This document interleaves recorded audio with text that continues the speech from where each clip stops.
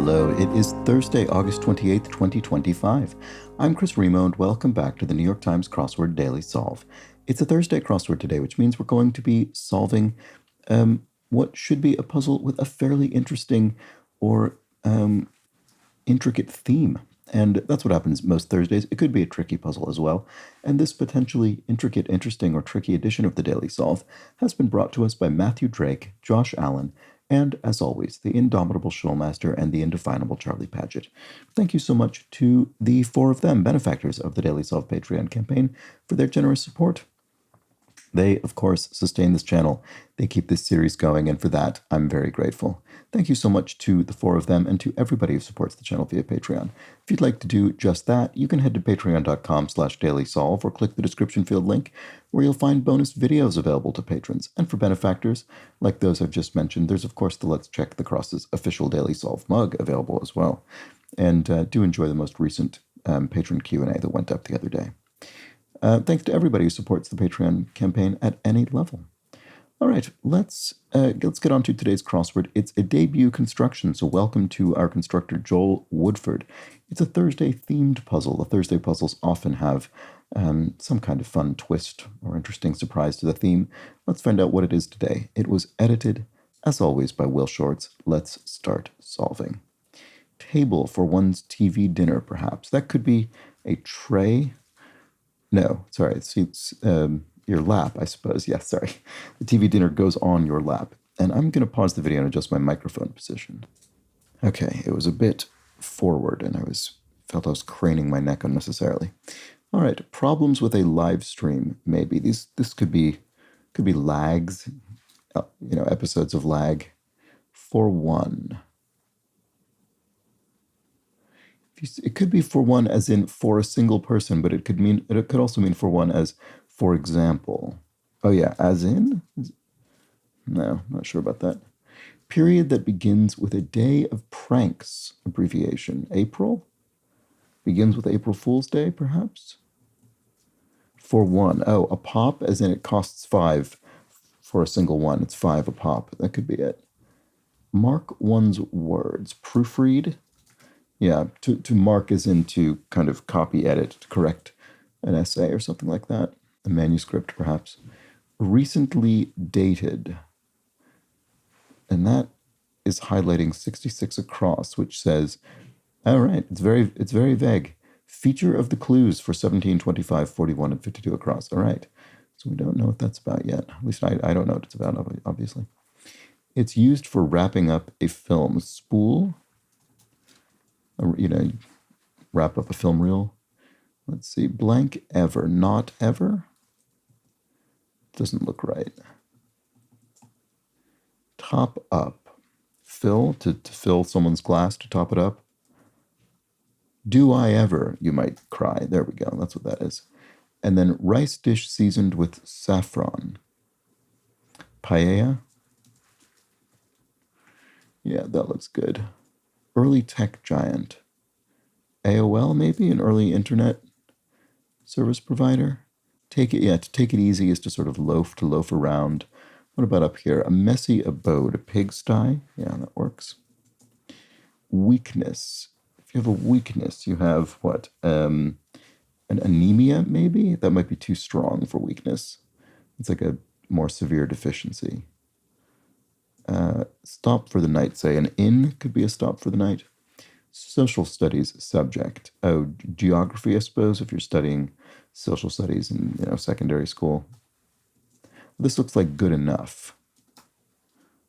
Right. I don't think that helps me understand the feature of the clues. Oh, feature of the clues, not the answers.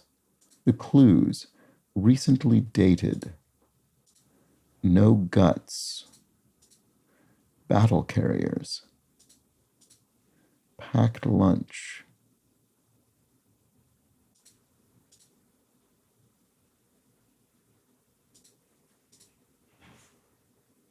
I don't know. No idea. Resident of a hidden mushroom village. Do the Smurfs live in a mushroom village? It looks like it would fit this space. I bet that's right. Maybe this is anemia. Weakness. Yeah, I guess if you've got a severe weakness, you've got an anemia. That seems, I guess that's plausible. Go-getter would be what? A tiger? Like, go get 'em, tiger? I guess, you know, that's a phrase. So maybe that's right. If you gained a wider following, you grew. That seems plausible. And the Hebrew name for God is Yahweh, so this is how you'd spell it. No guts is, if you've got no guts, you've got, I can't quite figure it out. Fair deal, Prez. Harry S. Truman. First black male tennis player to be ranked #1 globally, Arthur Ashe. I'm sure that must be right. So what's no guts? I'm not sure. Let's go up here. Texting format in brief. That's SMS, which I think stands for Simple Message Service or something like that. Not exactly sure, but something to that effect. Reality show whose contestants give pitches. Oh, I've never actually seen this, but I think I've seen probably quite a few different parodies of it. Shark Tank, but I've never seen an actual instance of the show itself. But I know what it basically is, which is people pitch their business ideas. Red-clad brother of 54 down. Right, well, if we've got brothers clad in red and presumably green, I think they'll be Mario and Luigi from the Super Mario Brothers games. Yes, here's green-clad brother of 11 down, so that's Luigi. There we go. Okay, a major mess is what? A sty or a snafu, maybe? We used to have snafu in the puzzle very frequently, and now we haven't had it very recently, but we just had it the other day, and now we, at least I think, have it again today. So that's from U.S. military slang for situation normal, all fouled up or something stronger than fouled. Blank highway, Maui tourist attraction. Hana highway, perhaps? Is it Hana or Hani? Provide support for something crooked. Yeah, it's Hana, because you could abet a crime. You could provide support. You could aid in a crime for something crooked or something illegal. Many a citizen of Abu Dhabi would be an Arab. Something's riddled with holes, say, it's rife with them. Right, so we've got no guts, freak out. What? I never really looked at, I didn't really consider how this was, didn't really fit the clue. Recently dated, good enough, no guts, freak out. Huh. Recently dated.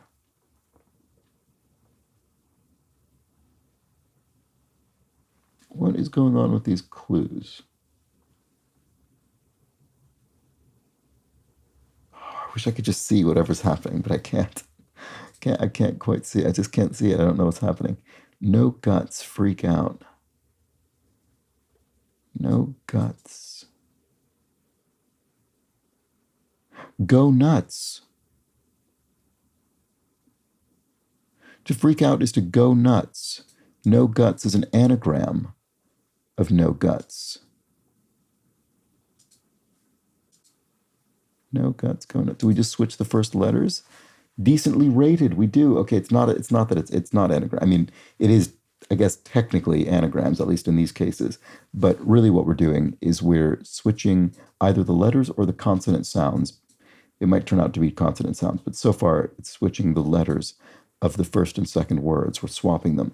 So recently dated becomes decently rated. And decently rated means good enough.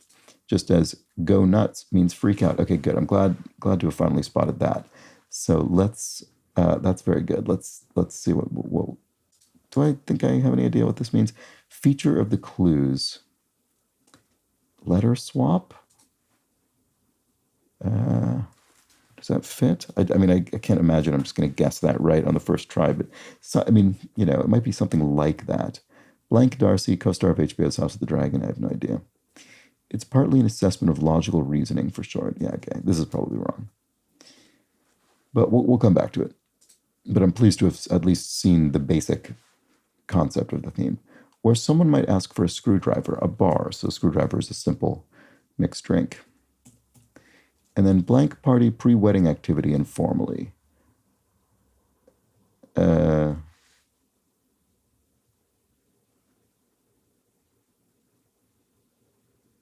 I'm not sure what we're looking for here. Ghostly in appearance, ashy maybe, very pale. Mythological beast able to regenerate its heads, the Hydra. Is this batch party? Is that a phrase for bachelor party? I don't think I've ever heard it abbreviated that way, but it would sort of fit. It looks like Bach. Like Frodo at the end of the Lord of the Rings trilogy. A sea? Yeah. Is that the case? Does Frodo go? Does he sail off to the elf land or something? Not sure if that's right. Aged? Not sure. Battle carriers, cattle barriers. What would cattle barriers be? Some kind of fences? I'm going to delete these things. I don't think that's right. Okay, they might have their noses turned up. Snobs or something? Not sure. Chaps. The Batcave, for one. That would be a lair. That's Batman's lair, I suppose. So this doesn't look right. Maybe loaf is loll around, to take it easy, to loll around. Chaps. Oh, lads. There we go. So basis for how you're wired, so to speak. Your DNA be the basis of how you're kind of composed as a person, or an organism. Bit of camp entertainment could be a song, or what is this? Oh, chain link fences. There we go. There we go. Those are our cattle barriers, chain link fences. So this does look like batch party. Boy, that sounds weird to me, but there it is. So Frodo, yeah, I guess was a sea. And then they might have their noses turned up. Are aircraft or air, like the nose of an aircraft is turned up. Why? Air? Because it's taking off or what? I don't know. One of three in the Domino's logo, right? It's a pip. Yeah, maybe a very, very, very light reference to the new New York Times daily game pips, which I've been solving on the channel. Innocent sort would be a naif, someone who's literally naive. Kind of TV. Not sure. They might have their noses turned up. It's just airplanes, is it? All right, okay, sorry. I was trying to think of something more specific than that, but I guess it's just that. Packed lunch is... not sure. Oh, is this one of the clues? Yes, it is. This is lacked. If it lacked punch, it fell flat. There we go. It didn't have the impact intended. Stable environment could be a farm. Shade in a picturesque island scene maybe would be aqua. So, the color of the water. Like 4 factorial and 24. Right, 4 factorial, which is what that exclamation point sign is mathematically, and 24 are equal because 4 factorial means 4 times 3 times 2 times 1, which equals 24. Okay, colossally bad consequences with finances would be ruin. You could say, I'm ruined if you've been financially destroyed. A wizard is a mage. Fleur-de-lis, there we go, from French. And then, Green Cloud Brother. Okay, that's all done. We can move on. Kind of TV would be, still don't know. Psyched would be amped, you're excited. John Lennon had one that sold for more than $31,000 at a 2011 auction, fittingly to a dentist. What of John Lennon's sold at auction to a dentist? It says fittingly, so something dental related, a tooth? Oh, it must be a tooth. Right, of course. Okay. Weird. All right. Follower of Joel would be, Amos, probably, in the Bible. And then kind of TV. I still just can't see what this is. Ticked off is sore. You're angry, you're sore, you're ticked off. Some underground networks are, don't know. Follow with to would be adhere to, follow to, adhere to something. Kind of TV is what? Oh, plasma TV. There we go, finally. Okay, so some underground networks are metros, underground railway systems. And then conjunction used in logic is nor, so yeah, neither this nor that. And then feature of the clue. Oh, are they spoonerisms? Yeah, they are spoonerisms. They're just very, very small. They're very short spoonerisms.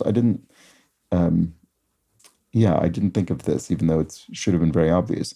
That's what these are. So a spoonerism is when you do exactly this. You swap the letter or consonant sound in the beginnings of words, and you make a new phrase. Sometimes one that's kind of punny or funny, and that's named for the Reverend Spooner, who was, I think, an Oxford lecturer in, I believe, the late 19th century, and was said to kind of mix up his words like this unintentionally, and then this became known as that that kind of linguistic swap became known as a spoonerism.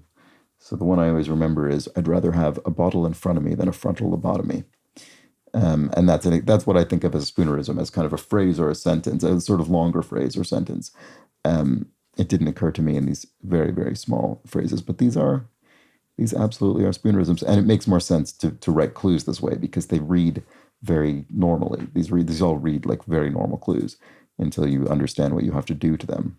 So there we go. Great. Now we've fully understood the theme finally. So a bit of camp entertainment would be a skit performed around a campfire or something. To mess up. Does it mean camp in this sense, or does it mean camp like camp in an entertainment sense of as an camp being an adjective? I don't know, but either way, the answer is skit, I think. To mess up is to flub something probably. So commuter option could be rail. There we go, and then we've also got metros down here. This could have been commuter options, just to sort of double up clues, which constructors sometimes like to do. Syllable akin to tisk, or that would be tut, tut, tut, tut, sort of slightly shaming someone. Gay Talese, author of Honor Thy Father, the author and journalist. To wail would be to bawl. Word with price or proxy, you could have a price war or a proxy war. Here's the scoop. A ladle is literally a scoop? Could be. Often when you have a clue with an exclamation point, it means it's kind of exclaiming something about the clue rather than being literally a definition or description of it. Well, it's more of a description as opposed to a definition, I suppose. So you're describing it in some way. Here's the scoop. Literally, it's a ladle. That one's mine. I call dibs. There we go. Member of a marine forest would be a forest of a reef or something? Poem that's typically unrhymed, a haiku. Oh, kelp, a kelp forest, right, yes, of course. That is a thing. So functions are uses, and then non-fruit ingredient in a green smoothie could be kale, all blended up, and then audiophiles collection for short could be LPs, so vinyl records for someone who's really into sound and music. Kapow could be bam, sound of it, sort of cartoon sound of an impact. And then it's partly an assessment of logical reasoning for short, is the LSAT, the law school admittance test, I think, is what that is. And then this must be Emma Darcy, co-star of HBO's House of the Dragon. That seems plausibly correct. And then come sta, Italian for how are you. There we go. And there it is. All right, so there was our Thursday crossword featuring. So it wasn't a very, there wasn't a lot of sort of grid-related shenanigans going on with this theme. It was very straightforward in terms of the how the theme was integrated into the puzzle. But I would say it was definitely a Thursday level theme in terms of sort of understanding it. It was very subtle, I guess, is what I'm saying. It was subtly contained within the grid. We didn't have to sort of move words around or put them in a strange order or cram extra letters into cells or anything like that. We just entered ordinary clues. They just didn't seem to make any sense with respect to their answers. Well, we entered answers that didn't seem to make sense with respect to their clues. So recently dated becomes decently rated or good enough. No guts becomes go nuts or a freak out or to freak out. Battle carriers becomes cattle barriers, which are chain link fences.